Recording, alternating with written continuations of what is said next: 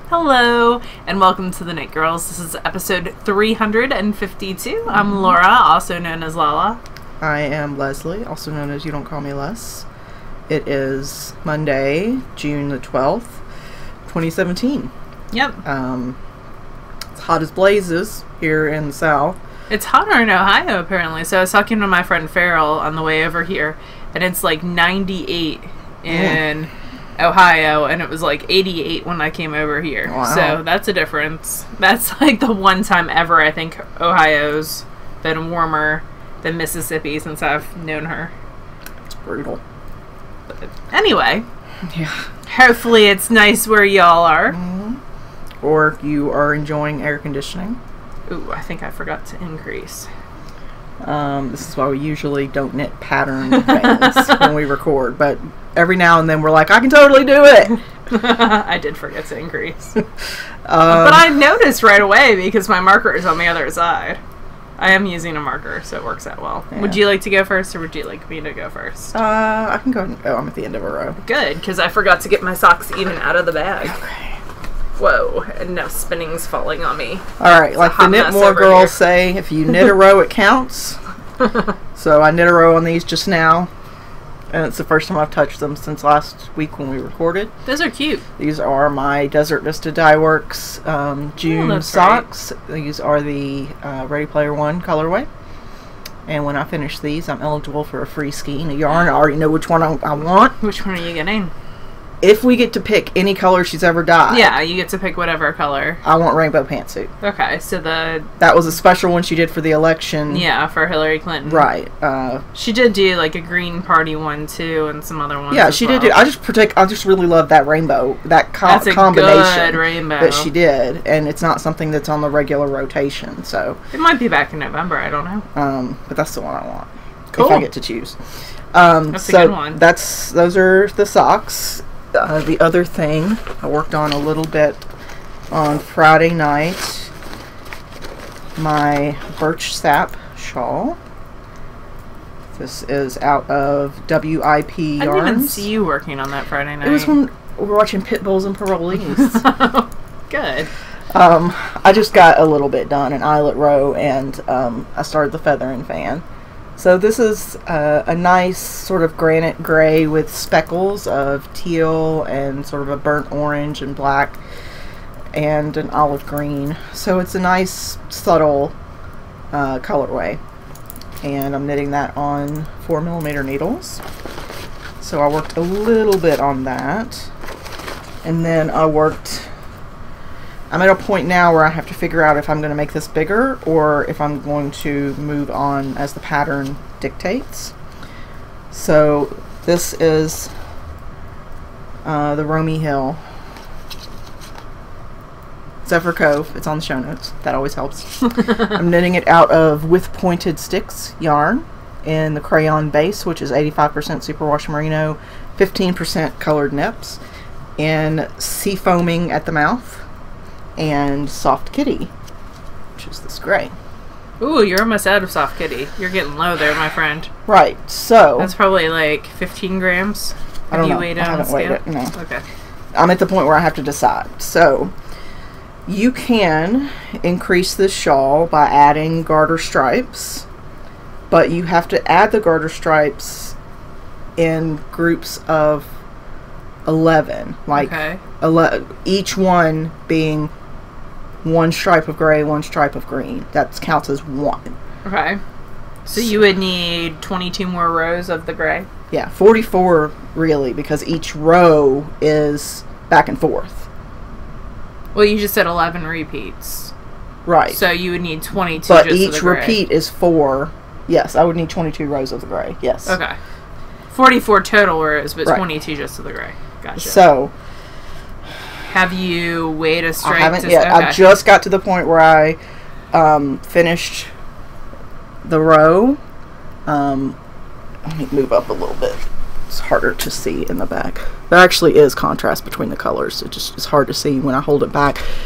So now I'm at a point where I could stop doing the blending and go on to the green, but I would really like to use all of the yarn if possible. So what I'm going to do is the next color is gray, so I'm going to knit one repeat of the gray, which is a row there and a row back, 2 total rows, and then weigh the ball again and see how many it was, do some math. How many stitches are you increasing? It's 1 for every color row. So like, because the gray is 1 row there and 1 row back, I'd increase 1 stitch. Okay, so you're not gaining, like, you're only gaining like 22 stitches over the 44 stitches over the entire 22 over the group. Okay, over the group. Yeah, but so I'd have to add in I'd have to have a little bit of a buffer on the gram count, but not a lot. But like 2 grams maybe at most. So I'm at the point where I have to figure that out. So I haven't figured that out yet, but that's where I am. Okay. This is when having a scale comes in handy. Yeah, and I have at least 3 of them. I just didn't get up and do it at the time. It was like, oh, that means I have to make a decision. Forget it. I'll do something else. And really, that is the problem, making decisions. For me, anyway. And I think that's it. That's all I'm working on. That's all you're working on? Yep. Okay, I'm almost at the end of the row, so I'm going to talk for a few seconds, and then I'm going to get there. So I only have 2 works in progress. I'm being fairly monogamous for me, which is pretty crazy. Not that I haven't wanted to cast on like a bazillion other things, but I really, really want to get my Free Your Fade done, which is what I'm working on and almost done with. Which is like the baby sister to Find Your Fade. It is. So it's like her 4th fade pattern, I think. Because she did a kid's sweater and an adult sweater as well. So there we go. I'm knitting these on size 4 signature needles, and I am about to fade into, well, I am fading into the 3rd color. So this first color, and it's kind of like an asymmetrical triangle shape, so you're increasing 1 stitch every other row, kind of like Leslie's, but you're also decreasing on one side. So you're decreasing on one side, increasing like on the other. So this is Republic of Wool. It's like a minty green with specks of a bright purpley pink and some brown, and mostly though it's like that bright purpley pink that it has little specks of. And then my next color is Tempting You Yarns. This is their old label, so I got this a couple years ago. This is Stardust in their You So Sparkly sock, and this is 438 yards. So I actually have a little bit more yardage on this. The Republic of Wool is 400 yards. So that is a sparkly purple with a little bit of gray and also some blue and some hot pink in it. And what I'm fading into now, and I'm on the 14th repeat. So I have been getting done I was trying to get done 1 repeat a day, and I totally been doing that as I watch Midsummer Murder. So this is the sparkly yarn, and that's how much I have left. It's around, I know, it's ridiculous. It is around, last time I weighed it, before I started the last repeat, it was around 40 grams left. I think it's down to around 30 now. So, and I only have 2 rows left. I need to add a scale over here for our little we should command center. Yeah, we should move a scale. Oh, here's the Republic of Wool tag for y'all. So the first one was Republic of Wool and Phantom. And I got these from Portland when we went, and the Tempting You was from Maryland Sheep and Wool, and the Hedgehog is from Colorado, and I just started the Hedgehog, and this is the old base.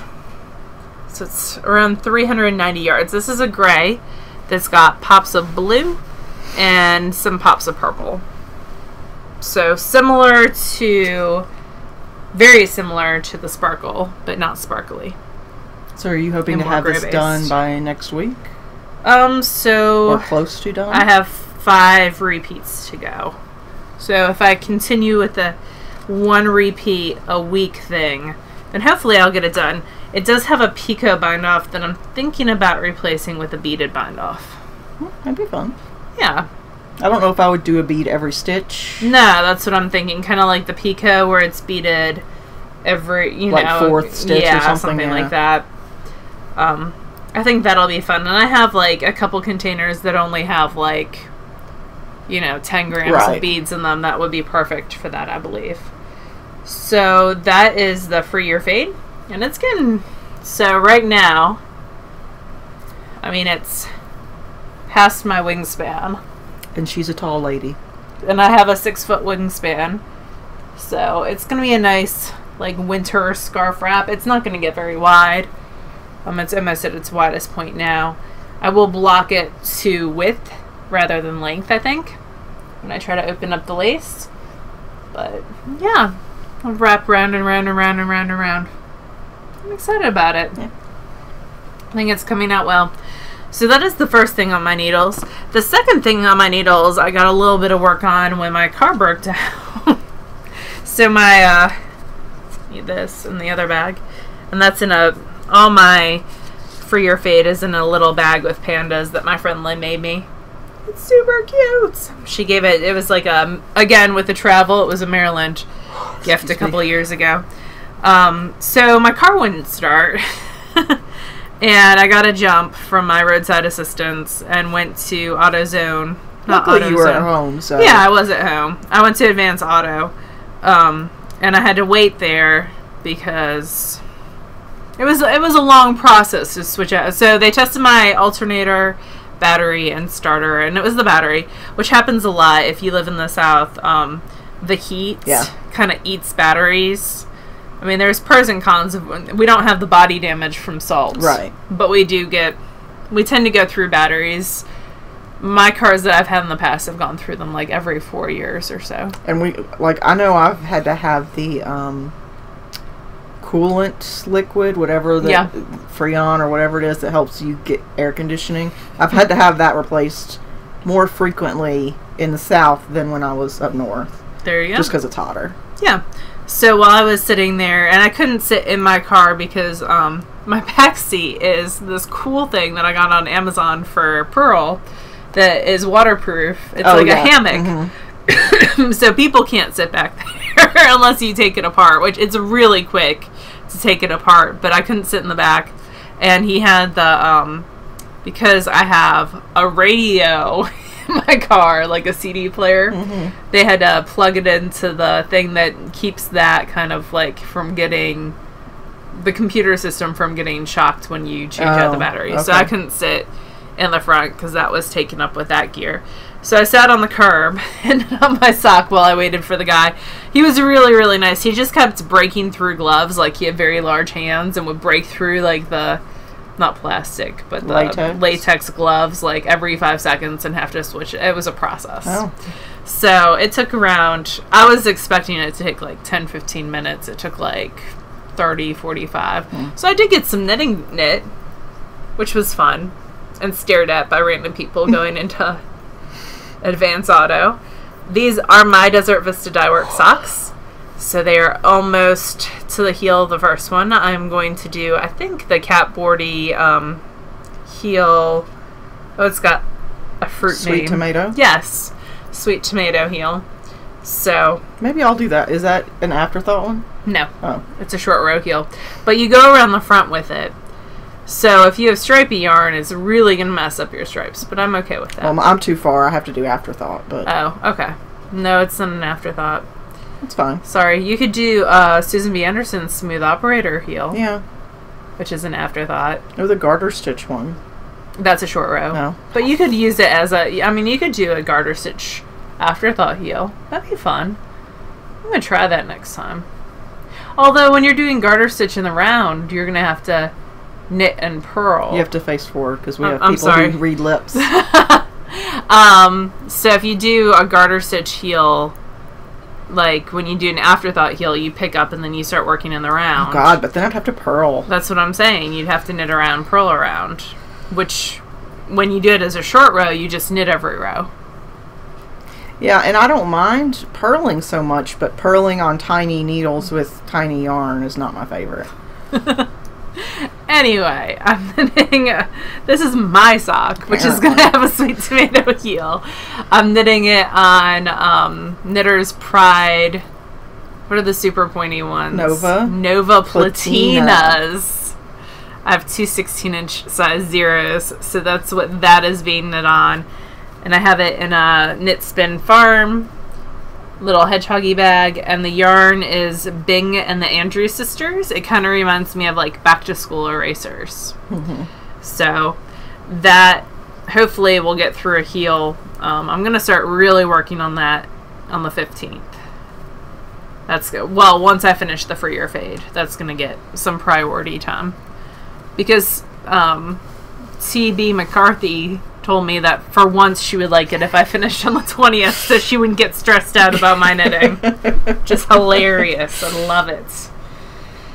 Yeah. So those are the two things on my needles. I have no finish objects.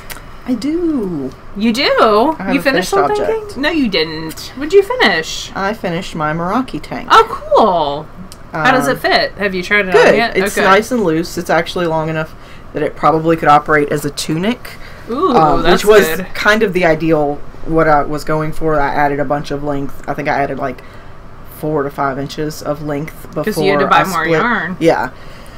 So, it turned out well. I've woven in all the ends, but I haven't snipped them after blocking. Have you so you have blocked it? Yes. So, and it does need a That's button. cute. That's the only thing it's lacking. So this, what kind of button are you going to get? I don't know. I've got tons of special buttons from, like, you know, people have, like a button box? God, Shannon, Minerva Turkey. Uh-huh. You know, every year at Maryland or Rhinebeck, I would get a special little button from her. That's and, cute. I've got lots of buttons from... I've got some from Jenny the Potter. I've got some from, the other lady that does buttons. Melissa Jean? Yes. I've got lots of buttons. I just need to go through my button box and pick a special one. So that's the front. It's got this little keyhole bit. I have to, like, close this up. It's making me crazy. It's flopping around. And that is just done with an applied I-cord around the edge, and then you create the loop with the I-cord. So it's really nifty. And this is out of Plymouth Nettle, which is nettle, silk, cotton, and flax. Cool. The modifications that I did for this pattern was that I added sleeves, even though they're short sleeves. I did add sleeves by, when I got to the point that it called for me to split and work the front and back separately, I did, but I also used the cable cast on the number of stitches I needed for the width. And you did that in like a lace repeat, the same number as what you would need for the lace repeat? No, I didn't even consider that. Oh, okay. It was just a happy accident that it ended up right. Or maybe I just decreased it the right number. Good. No, I didn't even configure. But this is only 4 stitches for a repeat, so. Yeah. But yeah, that could have been a problem. Yeah, could have. Didn't even think of it. So this is what it looks like on the front, and then this is what it looks like on the back. I did try it on both ways, but I do think it looks better with the keyhole in the front, for me particularly, because I'm very You're chestically enhanced, endowed, whatever. And it sits nicely on, the top of the bust. It's pretty modest, but I think if you were very slender and you B cup or below, it'd probably look good either way. Yeah. But if you're very endowed, I don't know. On me, it looks better with the keyhole in the front. Cool. So yeah, it looks great. You have 2 finished summer garments. Yes. Super stoked. And you have another tank too, so you could wear a hand knit garment every day. Yes. SSK. So this, I'm going to have in the try it on room, and then I'll probably wear it for market Saturday. Yeah. Because I wouldn't want to wear it and sweat in it and then have other people trying it on. No, that's just inconsiderate. So that doesn't work well. But yeah, then this is the English mesh lace. That's what it ended up looking like, and I think it turned out pretty nice. So how many garments have you finished this year? Not that it's a competition. Oh, dude, I have no idea. I finished 2 tops because I finished this one and the linen one. Yeah. Yeah, I'm saying it's not a competition because I'm definitely losing. the linen and the broad turn. I've done mostly socks this year, more than anything. I'm trying to think of any other garments that I've knit, but this might be it. Did you knit any garments for SKP? Or after SKP? No. Okay. Yeah, I think this is it. Okay. I've knit a fair number of accessories and socks. This is pretty much what I've been doing this year. But, yeah, I'm excited. I'm glad I finished something. It makes me happy. Your stash yardage must be off the hook. I haven't even counted this yet. But, yes, I'm hoping that I'll get... Realistically, I'm hoping I'll hit 5K. But... You're going to hit more than 5K. If I don't, I'm totally okay with that. You're going to hit more than 5K. But that's it. So you have 2 things of spinning that you're putting in, too, for stash, right? Yeah. You're totally going to hit more than 5K. We'll see. I have faith. I took my mini spinner downstairs because I'm going to spin. Good for you. Tomorrow, I've got like 3 hours worth of training refresher classes on how not to sexually harass people. Yay! And I think I learned that the first 17 times I've taken this course, and that's not an exaggeration, because this year will be like 18 years at my company. So yes, I have to do it every year. Like, I work at home, so the only person I'm going to sexually harass, I'm married to. So he does work for the same company, though. Anyway. That's awesome that you get spinning time. We need to do Patreon prizes. While you're talking about spinning, I'll pull that list. Okay. Cool. So I have a lot of spinning to talk about. Just a bit. You do. And Leslie has some spinning, too. Yeah, but geez, she kept telling, like, somehow I get roped into typing up the show notes, and every time I think I'm done, she's like, oh, but then there's this. I have like a Mary Poppins bag that I just start pulling stuff out of. So I'll start with what I finished plying today and kind of work my way back. How about that? So what I finished today, and I'm sorry, I cannot remember the colorway name, but I will add it to my Ravelry notes. What I do for hand spinning is I do it month by month. So I'll just start a thing for June spinning, and it'll all be thrown in there unless it's part of an owl. So what I finished today is some Into the World. This is Superwash BFL. It is 365 yards. So it's kind of like a DK weight. I spun it on the Lendrum using the Woolly Winder, which is kind of my go-to right now because I'm being kind of lazy with winding bobbins. So it was a little bit, it's still a little bit damp because I literally finished it while Leslie was texting me telling me that she wanted to record at 5:30 nights. And it was like 4:30. So I spun out the water and hung it outside to dry. So it did dry for the most part. It's still a little bit damp, but it's pretty, it didn't have much twist before it got washed, so it lost even more twist. I think I like the plying, though. I don't think I'm going to run it back through. It's pretty, I like it. Pretty cool. This is going to live with someone who won an SSK prize last year that I'm way overdue on. So that is the first thing. And the reason why I spun this is I was spinning something else for her, and I don't like how it turned out. So I'm going to send her both. So this is Waterweed. It is a merino black silk blend from Hello Yarn. It came out to 450 yards before I washed it. It's got some major inconsistencies. You can see some areas where it's real poofy, other areas where it's not, which is why I didn't feel comfortable just sending this. I think she's crazy, but it also had 1 ounce on a separate bobbin, like not on a separate bobbin. When I split it, it was not split evenly, so 1 ounce was on one left over on one bobbin, and when I put that into a center pole ball to ply it, y'all know that I have very messy balls. It got super tangled multiple times. I probably had like 15 breaks in it, so I just didn't feel comfortable sending this by itself as a prize, like, because I don't feel like it's a prize worthy, but whatever. So that is the second thing, and that is Hello Yarn Waterweed. It also lost a lot of dye. So I want to make sure and write a note to her about that because the water was pretty dark blue, and it was losing dye as I was spinning it. So it's just super saturated, and I just don't want her to wash it with something else. it'll probably like one more. And there are some colors that tend to do that. Oh yeah, like blues tend to do that typically, and this is a really dark blue, and that's what was coming off of my fingers. So, and it would be hard, I think, to dye something that's got a black base and make sure that you're not adding too much dye. Yeah, so that's a merino silk.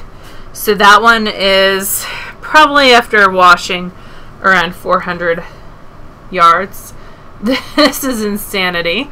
So this is for my owl. Part of my owl is spinning more art yarn type things. It's in 2 skeins because it's different structures.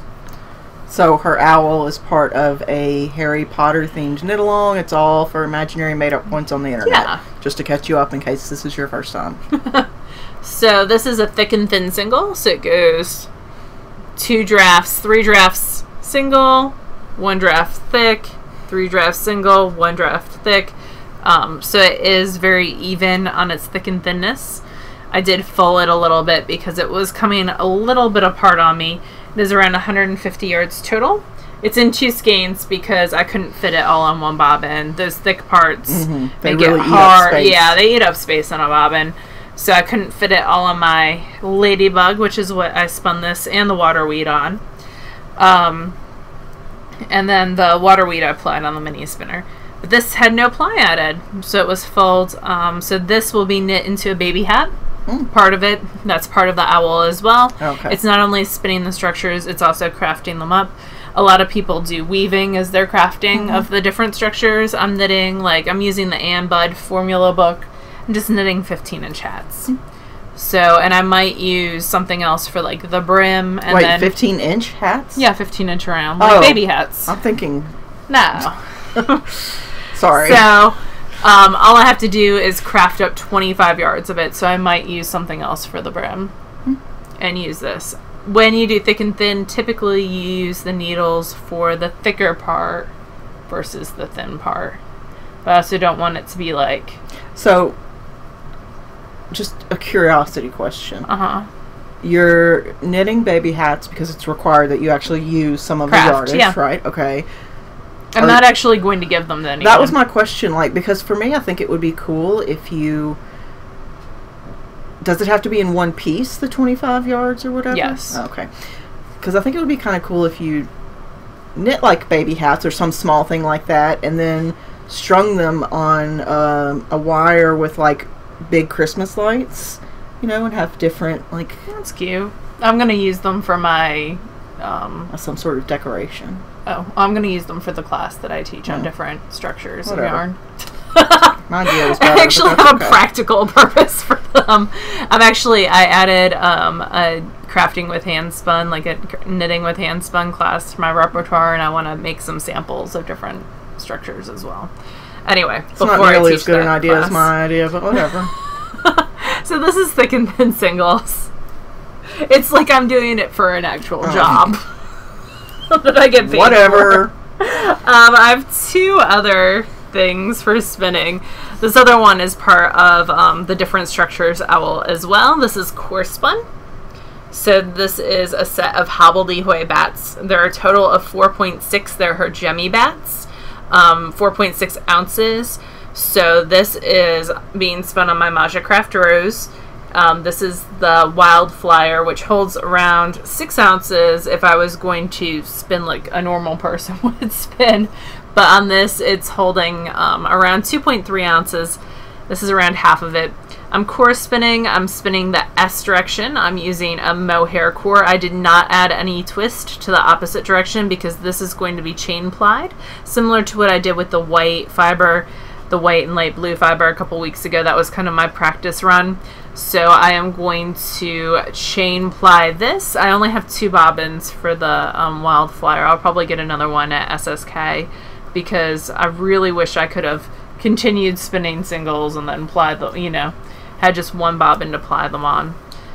But I'm gonna pause, ply these, then spin the other half, then ply those. So hopefully that'll be done by next week is the hope. So lots of glitter, lots of funness. Yeah. I really love the look of corresponding. It just takes forever. I love it too, and I actually started this a lot smoother than what it got to at the end. I've also been compressing when I get a little bit more fiber than what I want. I kind of like twist it with my other hand and compress it down a little bit. So that is this. The last structure that I've been working on this week for my owl, because I have to get 6 done by the end of the month, so I'm a little bit farther behind than I want. I spun around 1 ounce of the Daisy Knits Superwash Merino in the pink. This looks familiar because I spun around 2 ounces of this before to add to the baby boxy that I knit out of hand spun. So this is what's left over of that. I spun this thin. I'm going to spiral ply it with unicorn batlings from Hobbly Hoy. I'm going to spin those thick. You can spiral ply with stuff that you... So a spiral plying, you spin one thick, and the other one can be thick and thin, or it can be just thick. And it almost forms like a rickrack trim or like a thread ply does. So that's what the end goal is for this, and hopefully I'll have that done. I'm trying to get around 12 ounces spun a week for just in general. Because I have some things, like I have a Patreon prize that's still outstanding. So I'm trying to catch up with. You can use that for this month's Patreon prize if you want. Well, if you want to keep it. No, I was going to give it away anyway. Okay, so let's do that for this month, and then I'm just 1 behind versus 2. I don't mind doing it. And then I can catch up and spin for SSK. Yay! Way to be a team player.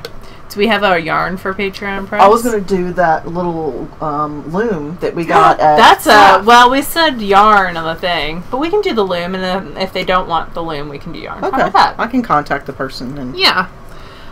We'll talk about the loom in a second. So that is it for me for handspun, but you have handspun, and I've been talking for forever about I've gotten like 4 spinning. rows done. It's awesome. I do have some spinning. I actually showed you guys the singles like 2 episodes ago, and then I had to ply them and then run them back through because you didn't like the twist. It wasn't.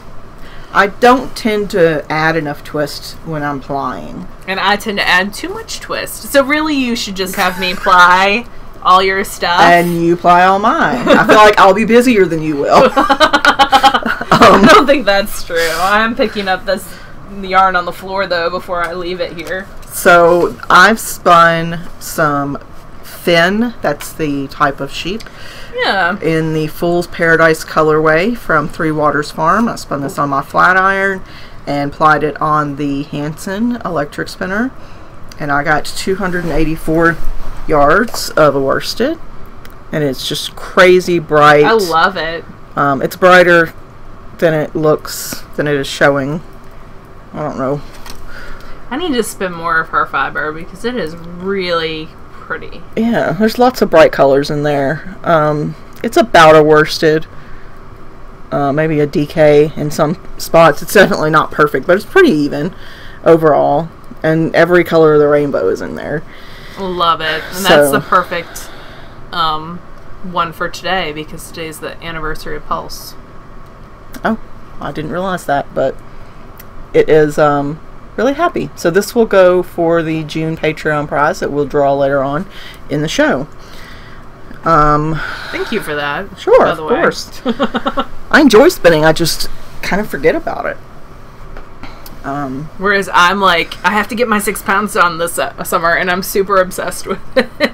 If it motivates you to do it, then rock on with your bad self. It is, but I have to take frequent breaks because my knee's like or use the electric one more. Yeah. Well, I applied today, so all I did today was ply. So I actually have 5 ounces of the Hello Yarn patchwork kit that I'm in the middle of plying, that I was hoping to get done by the time I got over here, but it didn't happen.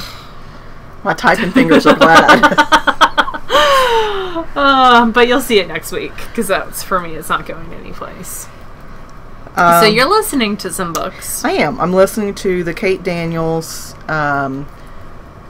series by Alana Andrews.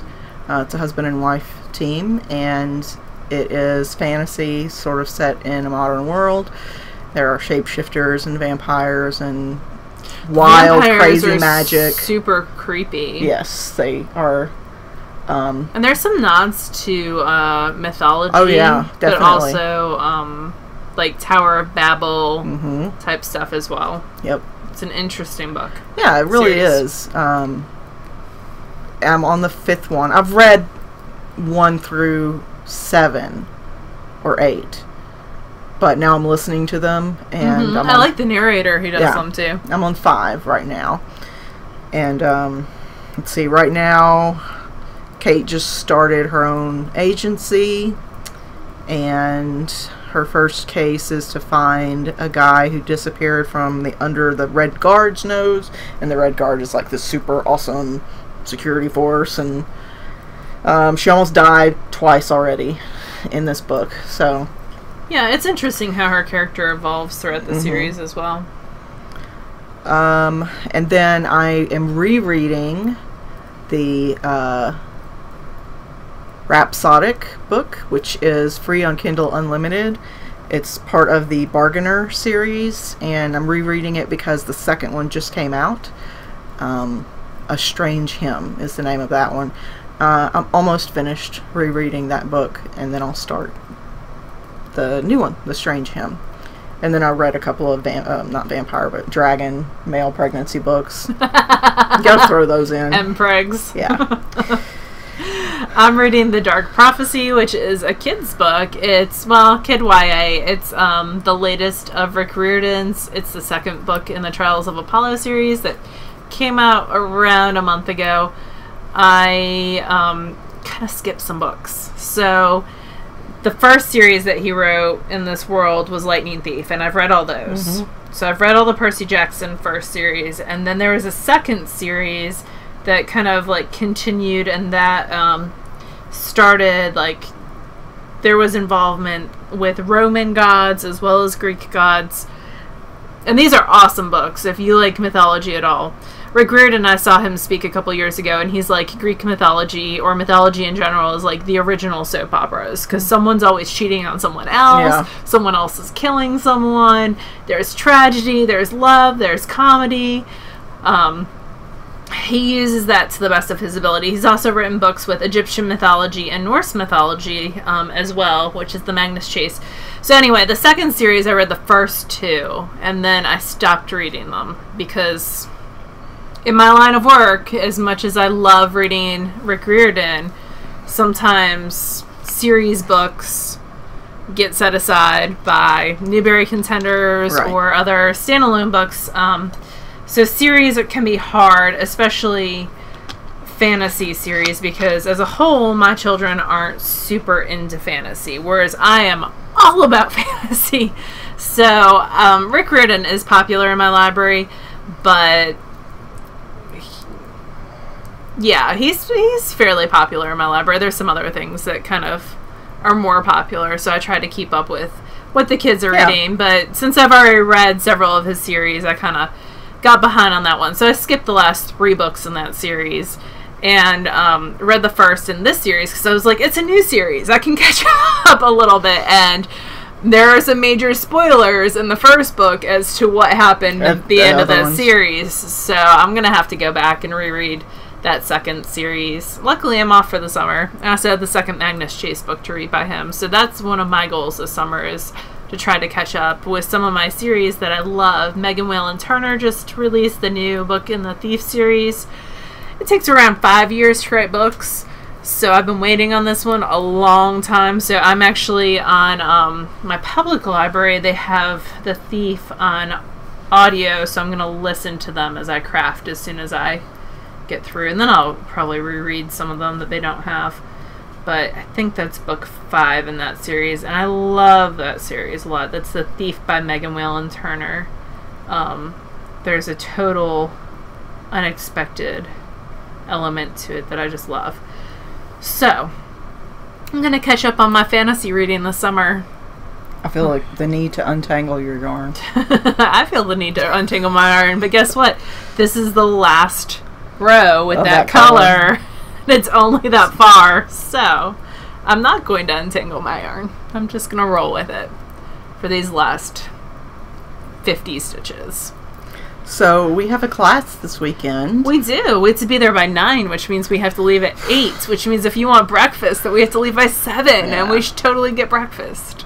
So Laura found this local shop that's not necessarily a craft shop. It's more like a lifestyle sort of shop. They've got cool knickknacks and they do classes, some really interesting classes like painting. Abstract art was this past weekend. And candle making is coming up, That's which might be fun. do. Yeah, that might be fun. We're going to do this one first to try to, see how we fit in with this group of people. Yeah, because it's possible that it's a crowd that's mostly beautiful, thin, stay-at-home moms.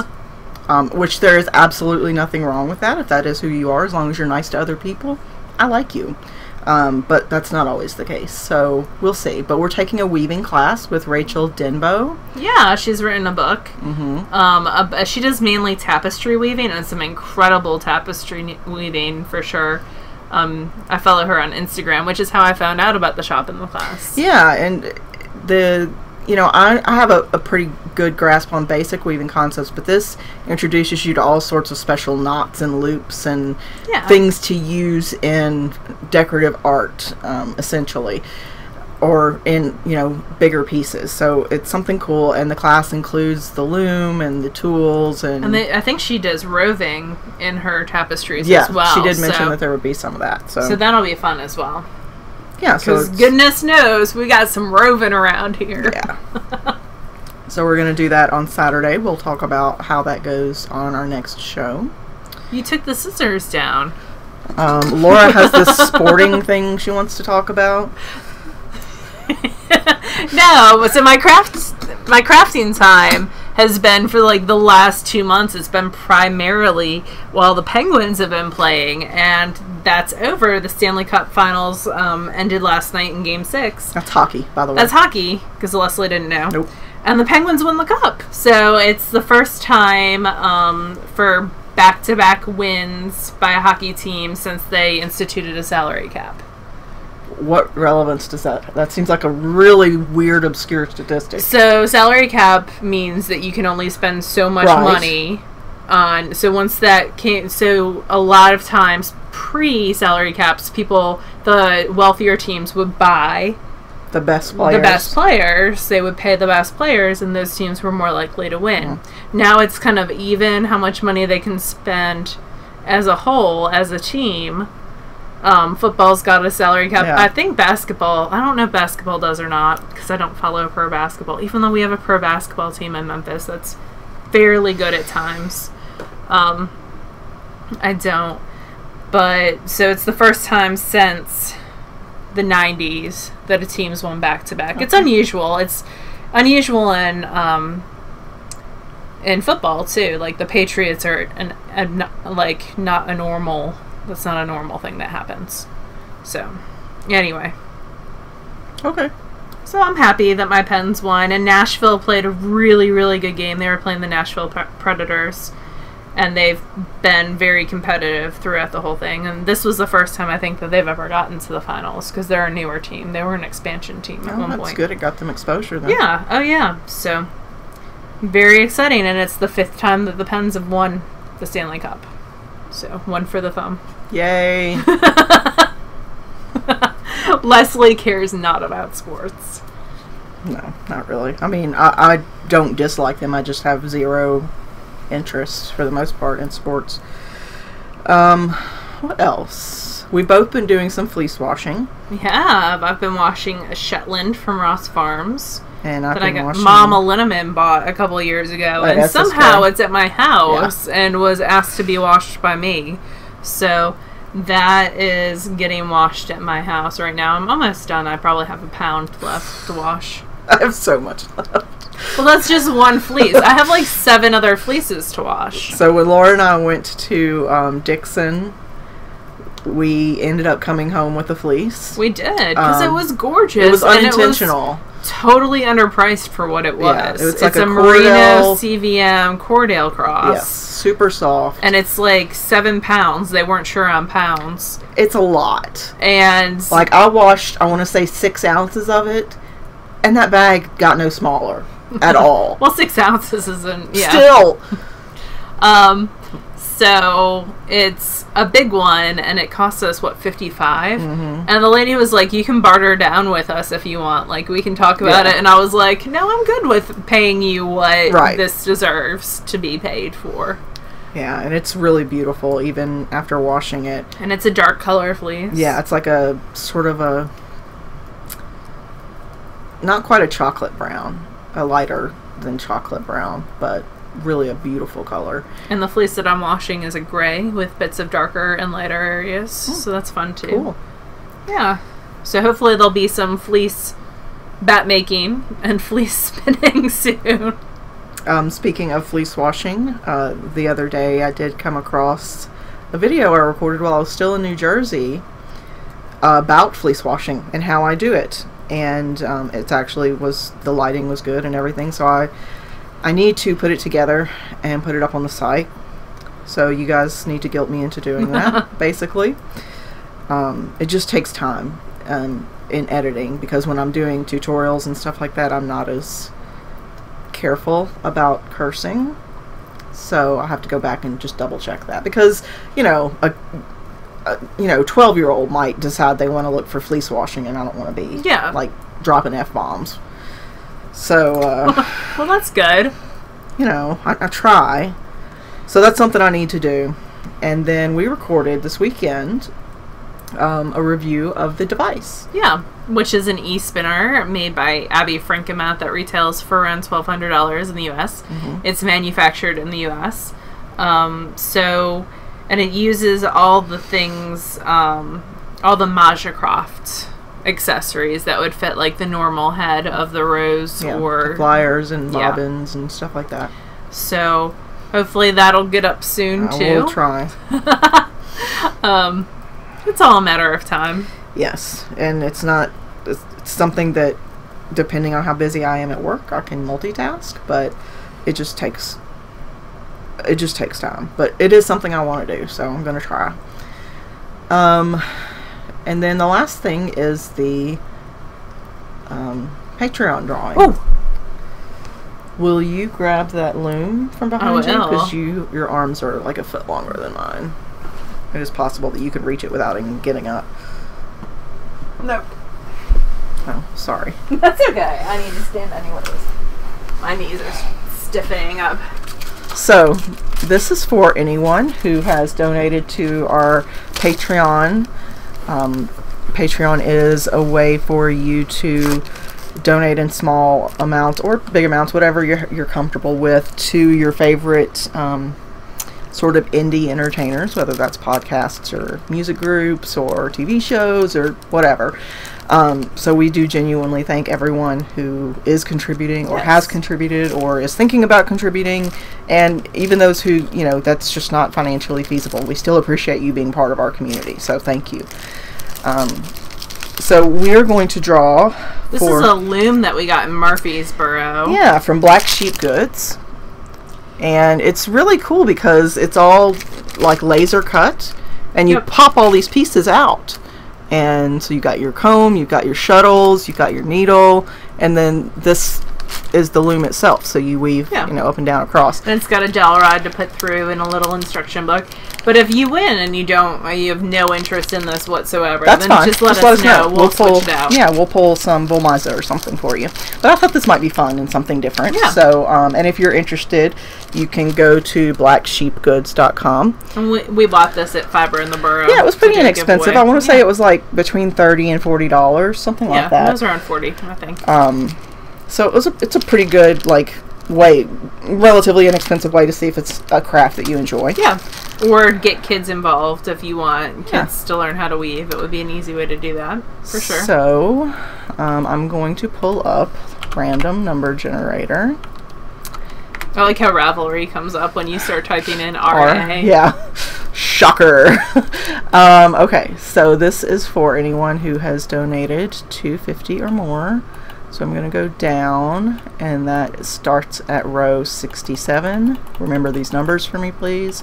I'll remember that one. And ends at 121. So between 67 and 121.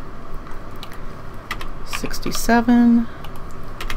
121. Let me double check that that is correct. 67 and 121. Yes.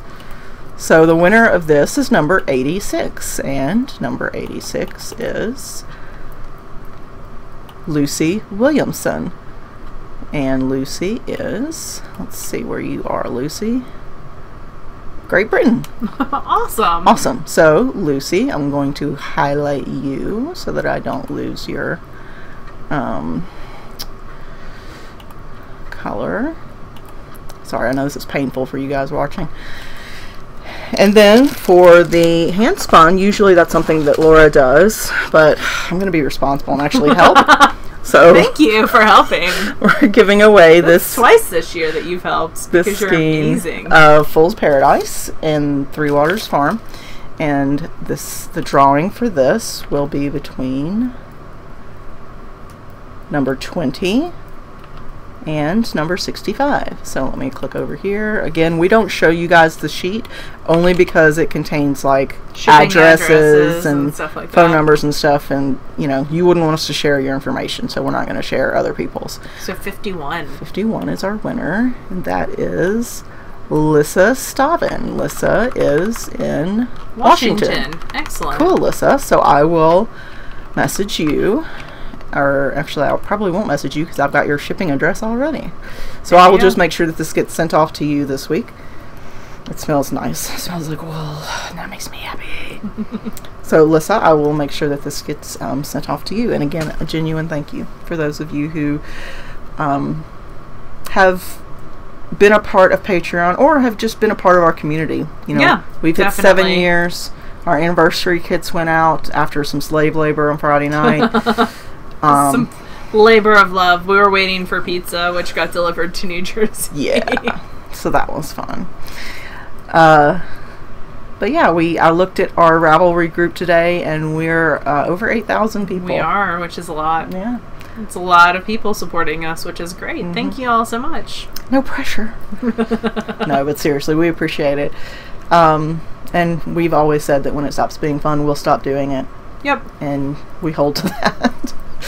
Because life is too short to do something that, you know, you don't have to. It's not fun.